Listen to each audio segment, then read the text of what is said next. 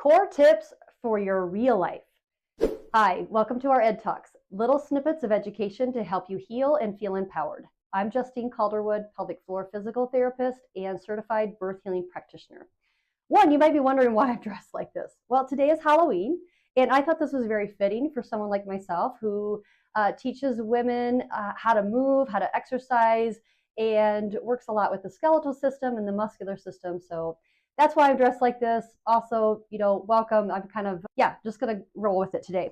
So we're going to talk today about some core tips, some basics on what you can do to protect your core and work on some exercises that will help you around the house with those everyday activities.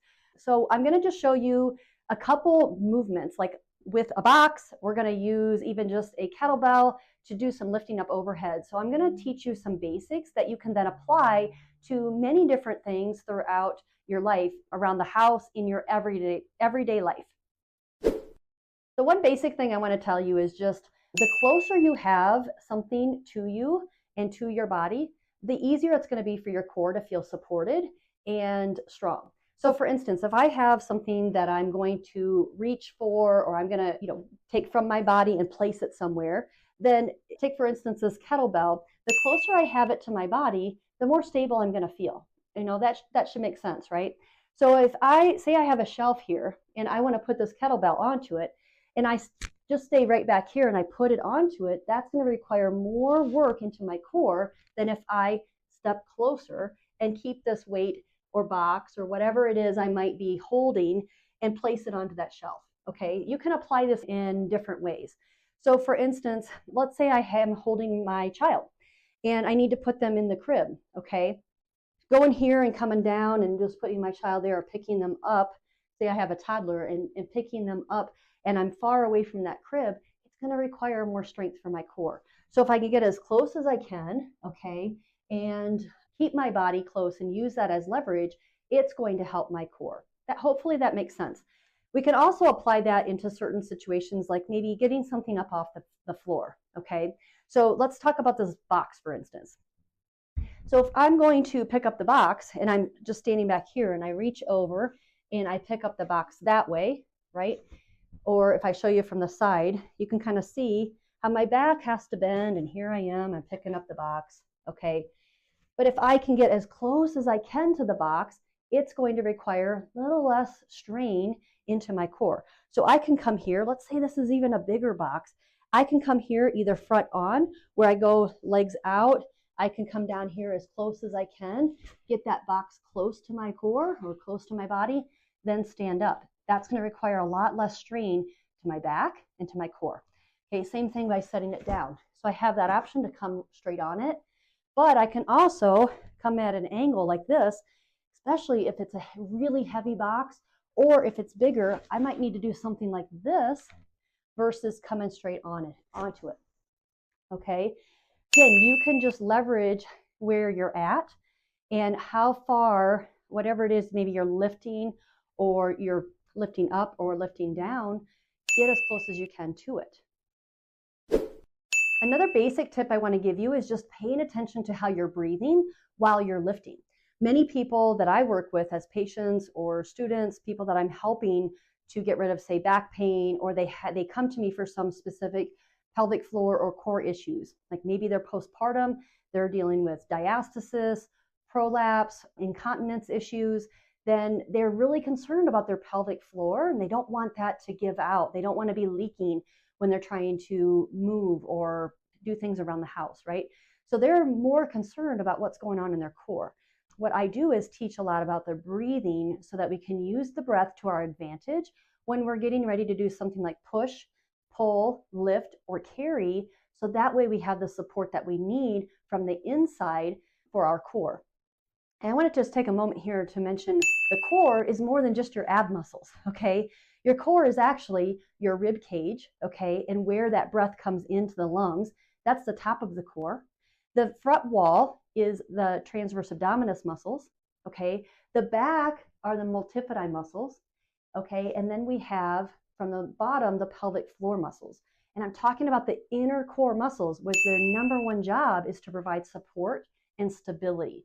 So this is beyond just doing some ab exercises. That is part of the core, the outer core, but it's not really what's going to give us the stability and the support that we need in order to help with symptoms of pelvic floor dysfunction or back pain or core weakness. Okay. So with that said, I want to talk about two different breath strategies that I teach a lot of my patients. One is called a foundational breath. So what that means is it's going to give us the most support for our core, this whole canister around, including that top and bottom lid here. So a foundational breath, what we would do then is we would inhale, allow the breath to come down, filling the canister, and including coming down into the pelvic floor and allowing those muscles to expand with our breath. And then as we exhale, exhaling out through your mouth and zipping up or allowing those muscles to kind of come together. So the pelvic floor muscles, if we think of them like a bowl, they would come in and up to lift and support, as well as our front and back side are going to come in together. Okay, so we can use that breath when we are trying to do something that's going to require a little more strength or strain for us. So that's a foundational breath. I'm going to go over that first, and then I'll teach you the second type of breath. I want to do this in a functional way, meaning with something that you might encounter at home. So again, we're going to go back to this box. So how would I do a foundational breath with this box? I know I'm going to have to pick up this box up off the floor. So how would I do that? What I would do is I would inhale as I'm here. I'm going to exhale, get myself down by the box, and I'm going to keep exhaling as I lift up. So what I'm doing as I'm inhaling is relaxing and preparing my pelvic floor and core. And then I'm going to move, and I'm zipping up the whole time that I'm moving. Okay, so it would look like this.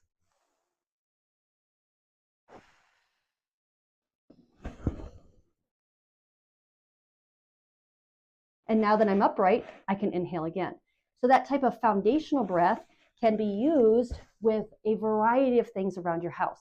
Maybe you're picking up a heavier toddler, for instance, or a car seat. Maybe you are picking up something up out of your trunk or bags of groceries, okay? So that would look like, again, maybe I've got the grocery bags, right? They're sitting down there. I can inhale, exhale. That's going to give me the most support. So you can apply that in a variety of ways to what you need to do at home. Okay, the second type of breath that I teach my patients and people that I work with is a dynamic breath. So that's going to allow us a little bit more movement while we're doing it. So we're going to go back to the box here in a bit, but a dynamic breath would look like I'm going to inhale on the easier part of the exercise, and I'm going to exhale when it requires more of my strength. So if I'm going to push something or pull or lift up something heavier, I'm going to want my core to be a lot more supported in that particular part of the movement, right? So when we talk about this box, what it's going to look like is I would inhale, relaxing pelvic floor, allowing everything to expand as I come down to get close to the box. I'm going to then exhale as I lift up. And so kind of the muscle strength and the movement is going to match the movement that I have. So as I inhale, I'm relaxing things. And as I exhale, I'm zipping everything up and contracting. So I'm going to show you that here with the box. So a dynamic breath would look like this.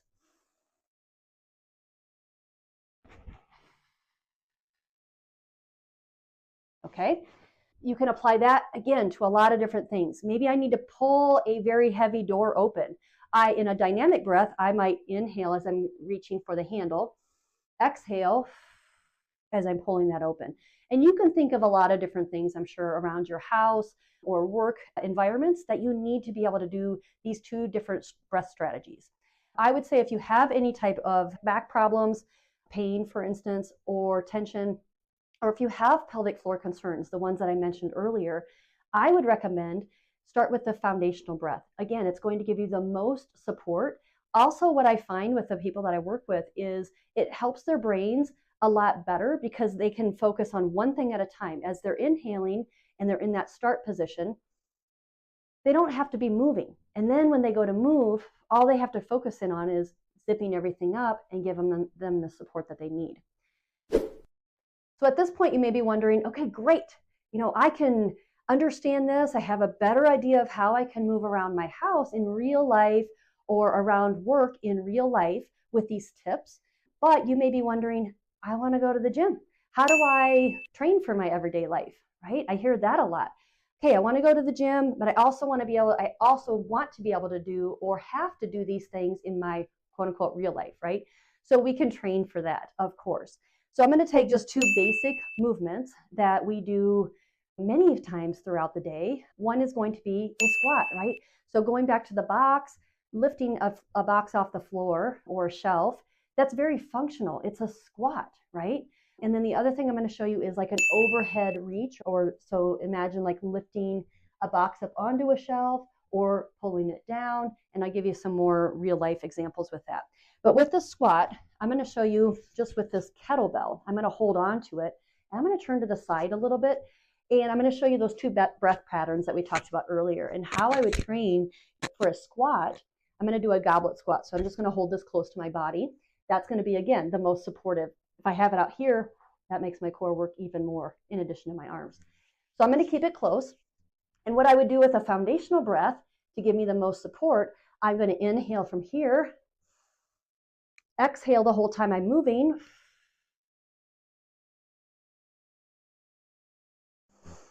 inhale to reset, exhale while I'm moving. And you get to decide. There's so many different things that you can play around with. How far do you go down? How wide are your feet? How much weight? How many reps? You get to really decide those variables, we call them, in order to train in the way that your body needs at that moment, and also depending on how strong you want to be, the things that you need to be able to do in your life, okay? But that's a foundational breath. A dynamic breath is going to look like this, where I'm going to inhale as I come down. I'm going to exhale as I come back up, okay? So it looks like this.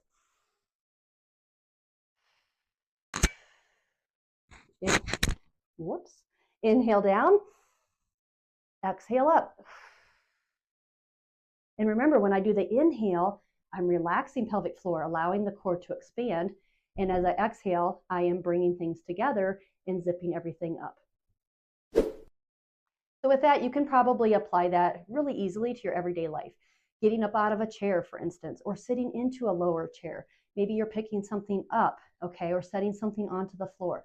So that's easy to figure out a squat and how it relates to your everyday life. The other thing I want to show you is a overhead lift or getting something off a shelf. So I'm going to use this smaller weight here. So let's say I have a shelf here and I need to do this motion, right? So what a foundational breath would look like is I'm going to inhale from here to kind of set things. I'm going to exhale while I'm moving. And then I'm going to inhale again. Exhale while I'm moving. So you can, apply this at the gym to that type of movement. A dynamic breath would look like I'm going to exhale as I go out, because the farther I go, remember, that's going to be the hardest for my core. And then I'm going to inhale it back in because that's the easier part. So here we go. I'm going to inhale to get started. Exhale while I go out. Inhale in.